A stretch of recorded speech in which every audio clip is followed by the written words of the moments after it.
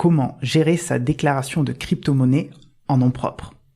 Est-ce que je dois déclarer les bitcoins ou autres crypto-monnaies que je possède et que je n'ai pas encore vendues? Si je les vends, mais que je les garde par exemple directement sur le compte de la plateforme que j'utilise pour les acheter et pas sur mon compte bancaire, est-ce que je dois les déclarer aussi? Si je vends à perte, puis-je déduire les pertes de ma base imposable? Est-ce que c'est une bonne idée ou pas? Et comment est-ce que je peux déclarer les revenus générés via des bitcoins? Bonjour Lilian.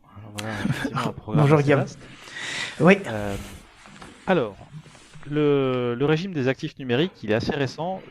Peut-être je vais juste rappeler qu'on parle ici des particuliers. On n'est pas du tout sur le régime professionnel. Donc tout ce qui est société, entreprise individuelle, on laisse de côté. On est vraiment sur moi particulier. J'ai investi dans les cryptos et effectivement j'ai fait des plus ou moins values. Donc ce régime-là, il est assez récent et il obéit à ses règles propres. C'est pas du tout le régime comme les cessions de titres par exemple. C'est pas les mêmes règles. Donc il faut bien avoir ça en tête. On peut pas appliquer les mêmes choses. Concrètement, la particularité de ce régime, elle est double. La première, c'est de dire je vais imposer les montants à partir du moment où j'ai transformé une crypto-monnaie en monnaie qui a cours légal. Tant que j'ai pas fait ça, il n'y a pas d'opération imposable. Donc, si j'ai acheté des bitcoins et que je les échange contre des. Parce qu'il est là, c'est le Stop Elon en ce moment. C'est pas côté, mais le Stop Elon. Je sais pas si tu as vu ça, Lilian. Non, j'ai pas vu ça. Qu'est-ce que c'est? Bon, c'est la nouvelle crypto-monnaie qui a été créée pour virer Elon Musk parce qu'on dit qu'il fausse les cours avec ses tweets. Exactement, moi j'ai perdu beaucoup d'argent à cause de lui. Je lui en veux Voilà. personnellement. Donc, bon là, c'est peut-être un peu anecdotique, mais bref, si je vends des bitcoins et que j'achète des Ethereum à côté, j'ai fait donc crypto-monnaie à crypto-monnaie, l'opération n'est pas imposable fiscalement. Pas maintenant en tout cas. Par contre, si j'ai vendu une crypto-monnaie et que je l'ai encaissée, que ce soit en euros, en dollars, en yens, en n'importe quelle monnaie, qu'on dit monnaie fiat, hein, les monnaies qui ont cours légal, alors j'ai réalisé une opération imposable. Et alors là, je dois la déclarer dans effectivement ma déclaration d'impôt, donc celle que je fais au mois de avril-mai hein, pour l'année passée, l'année écoulée en fait. Donc concrètement, ce qu'on va vous demander, on va vous demander de compléter le formulaire 2086. Donc si vous tapez formulaire 2086, vous allez le trouver. C'est un formulaire qui me semble compréhensible par tout le monde, puisqu'on va vous demander bon, votre nom, votre prénom, et grosso modo, quand est-ce que vous avez acheté la crypto, quand est-ce que vous l'avez vendue, bon, des informations qu'on peut retrouver finalement assez simplement à partir des opérations qu'on a faites. La deuxième particularité, et elle vous sera utile pour remplir ce formulaire, c'est qu'on considère que quand on vend une crypto-monnaie, on ne va pas chercher à déterminer le résultat d'une opération. C'est-à-dire que j'ai acheté 5 bitcoins, j'ai acheté 2 Ethereum, je vends un bitcoin, on ne va pas me dire, bon bah je compare la valeur de vente du bitcoin avec un des bitcoins que j'ai acheté. Non, on va dire, j'ai vendu un pourcentage de mon portefeuille, donc à ce moment-là, je réalise une opération imposable et je vais déterminer un résultat d'opération en fonction du pourcentage du portefeuille total en tenant compte également de la valorisation de mes Ethereum par exemple. Et pas simplement du bitcoin que j'ai vendu. Alors, est-ce que tu peux nous prendre un exemple simple? Imaginons que j'ai, je sais pas moi, 10 000 euros en crypto-monnaie. Si je vends 5 000 euros, est-ce que je vais payer des impôts sur ces 5 000 euros alors même que potentiellement je n'ai pas fait de plus-value? Alors, c'est possible. Si j'ai acheté un premier bitcoin quand il valait 10 $, ça fait longtemps. Hein. Bon, j'ai fait un très bon placement à ce moment-là. J'en achète un deuxième j'achète, on va dire un Ethereum pour pas mélanger les choses. Et cet Ethereum, je l'ai acheté, je sais pas, quand il valait 1000 $. Je vends des années plus tard mon Ethereum, on va dire. Mais le cours, il est plus de 1000. Alors je vais prendre un truc farfelu, il est de 3000. Bon, c'est pas très farfelu en fait. Et entre-temps, le Bitcoin, il est passé de 10 $ à 45 000 par exemple. Et bien là, j'ai certes vendu un Ethereum, donc la logique qu'on pourrait avoir, c'est de se dire, bah, j'ai vendu un Ethereum, il vaut 3000, je l'ai acheté 1000, j'ai fait une plus-value de 2000. Mais l'administration vous dit non, vous ne faites pas comme ça, monsieur. Vous avez vendu un Ethereum, donc vous avez vendu un certain pourcentage de votre portefeuille, mais vous êtes imposé sur la plus-value globale du portefeuille. Donc votre portefeuille, il a pris 2000 € grâce à l'Ethereum, mais il a aussi pris 44 990 € grâce au Bitcoin. Donc vous avez vendu une partie de votre portefeuille, je vous impose sur le prorata global de la plus-value, et pas juste sur la plus-value sur la cession de l'Ethereum. Donc il ne faut pas raisonner instrument par instrument, monnaie par monnaie, il faut raisonner en valorisation globale des actifs numériques qu'on possède. Et quand on en vend un pourcentage, on est imposé sur le pourcentage de plus-value globale du portefeuille. Et pareil pour la moins-value, hein, bien sûr. Si c'est une moins-value, c'est une moins-value. Mais on va devoir déterminer un résultat global de portefeuille et non pas un résultat de cession monnaie par monnaie. Donc, si je comprends bien ce que tu es en train de me dire, j'ai des Ethereum en plus. Si demain je les vends, je vais pas être imposé sur cette vente-là précise, mais sur l'ensemble de mon portefeuille. Donc potentiellement, si j'ai encore des bitcoins et que je les laisse dans mon portefeuille, je vais devoir payer des impôts dessus. Et si le lendemain, après avoir fait ma déclaration et avoir payé mes impôts, le cours du bitcoin chute, je vais avoir payé des impôts sur les bitcoins que je n'aurais même pas encaissés? Absolument. On est d'accord. C'est une catastrophe. C'est une catastrophe. Qui c'est qui a fait cette loi? On se demande. Hein. Non, c'est vrai que le régime est. En plus, là, on essaie de prendre des exemples simples. Ce serait plus facile en prenant des chiffres, mais il faut bien imaginer que le système est relativement compliqué si jamais j'ai des dizaines et des dizaines de mouvements.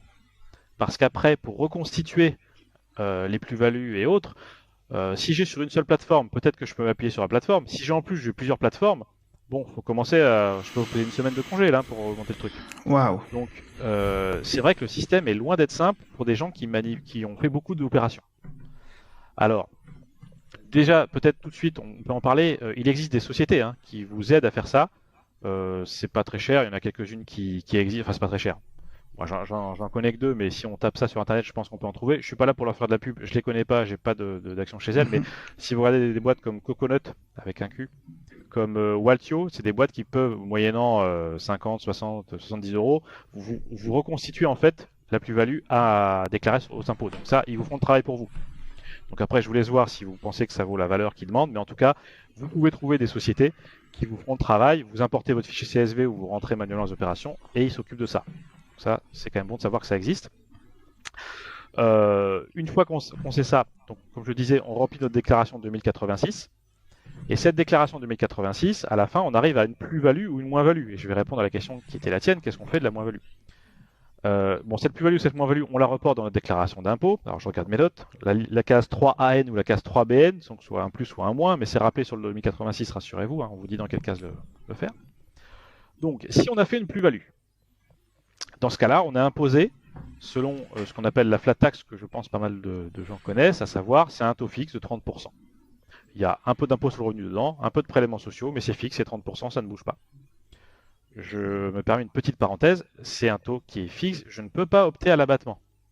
Juste pour ceux qui se rappellent que la flat tax, je peux sélectionner la flat tax quand je fais des dividendes par exemple.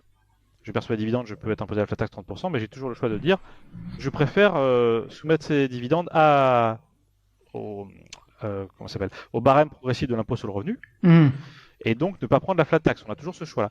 En actif numérique, c'est le seul cas d'actif où je suis à la flat tax, je ne peux pas être autre chose. Je ne peux pas inclure ça dans mes revenus et être soumis aux différentes tranches. C'est pas possible. C'est forcément la flat tax si c'est une plus-value. D'accord. Si c'est une moins-value, là, le législateur a été particulièrement dur, puisqu'il nous a dit la moins-value, vous pouvez l'imputer sur les autres plus-values que vous avez faites dans l'année, sinon elle est perdue, elle n'est pas reportable. Alors c'est assez différent, parce que quand on vend des titres, c'est pas ça du tout. Donc c'est une position plutôt dure. J'ai l'habitude de comparer les crypto-monnaies à la loterie et je ne suis pas étonné de cette position. De la même façon que je ne déduis pas mes pertes au loto, je ne peux pas déduire beaucoup mes pertes à la crypto-monnaie. Mais bon, ça c'était une opinion personnelle. Voilà. Alors, pour dire ce que je voulais bien dire aux clients, je le répète bien, hein, la moins-value de l'année, vous pouvez l'imputer sur une autre plus-value que vous avez faite dans la même année de réalisation.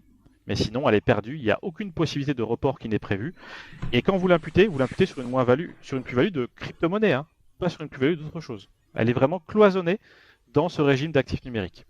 Alors j'ai parlé de crypto-monnaie, on pourrait a priori, puisqu'on parle de crypto-actifs, on pourrait inclure, si j'ai fait une moins-value sur NFT, c'est pareil, ça marche aussi évidemment. Ce n'est pas forcément une monnaie. Alors, j'ai deux questions qui me viennent. La première, c'est, on va faire un retour en arrière. Tu parlais de notre portfolio complet de crypto-monnaies pour calculer justement, pour faire nos déclarations. Est-ce que tu peux nous expliquer grosso modo comment ça marche? Comment est-ce que je calcule finalement la somme que je vais devoir mettre dans ma case? Je me souviens plus le numéro. Dans la déclaration 2086 qui permet de remplir la case 3AN ou 3BN. 3N, exactement. quand je cède mon portefeuille, si j'ai tout à l'heure on parlait d'un Bitcoin et d'un Ethereum, je crois. Oui. Si je dis que je cède un Ethereum, on va dire ok, tu as fait une cession. Quel est le pourcentage du portefeuille que tu as cédé? Bah, mon Ethereum il valait 3000 $. Ok. L'ensemble du portefeuille valait 50 000 $, donc tu as cédé 3 cinquantièmes, tu as cédé 6% de ton portefeuille. Quelle est la valorisation de la plus-value? Donc on regarde la valeur qu'a pris ton portefeuille, donc je prends le cours moins l'achat global de toutes les monnaies, et je vais dire, si j'ai fait une plus-value latente j'en sais rien, 40 000 euros, j'ai cédé 6% de mon portefeuille, je vais imposer 6% de la plus-value latente de 40 000 euros. Et dans ton exemple, ce serait, pour qu'on ait un chiffre, un calcul peut-être à présenter, ça représenterait combien d'euros à payer Ah, eh en bien, impôt? dans mon exemple, si j'ai une plus-value, donc 6% de 40 000, ça va faire 2400, si je ne me trompe pas, de base imposable, 2400 x 30%. Donc, là, Oui, 2400, c'est peut-être ça. vous aider. Voilà. J'ai le calcul, Donc, 2400. Merci. On va l'imposer à 30%, puisque c'est le taux, on disait, unique. Donc, ça fait 720 euros Mhm. d'impôt à payer suite à la cession dans notre exemple, quoi. Voilà. Et ces 700 euros d'impôt, on voit bien que c'est une partie de la plus-value réalisée par le portefeuille. C'est décorrélé du gain que j'ai fait sur mon Ethereum que j'ai vendu. C'est non seulement décorrélé des gains sur l'Ethereum, mais si je comprends bien, c'est une plus-value latente. Enfin, c'est aussi basé sur la plus-value latente. Si le lendemain, le cours s'effondre, j'ai payé de l'impôt sur de l'argent que je n'ai pas vraiment gagné. Tout à fait. Oui, c'est vrai. C'est vrai, dans la mesure où on ne regarde pas juste l'actif qu'on a cédé, mais l'ensemble du portefeuille, tu as tout à fait raison. Et en plus de cela, si je comprends bien, je vais être doublement imposé, puisque si demain je mets 2000 euros dans de l'Ethereum, et que je ressors ces 2000 euros, est-ce que j'ai pas fait de plus-value? Je vais quand même payer des impôts dessus ou pas?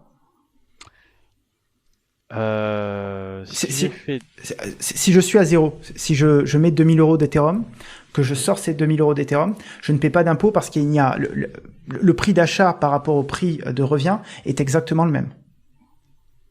Si mon portefeuille n'est composé que des 2 Ethereum que j'ai sortis, non, il n'y a pas de résultat de cession, ou il est nul. Donc là, il n'y a rien à faire. Mais s'il y a d'autres actifs qui ont pris de la valeur, si, je paierai quand même quelque chose. Et si la valeur qui a été prise, elle est de 100 euros, je vais payer...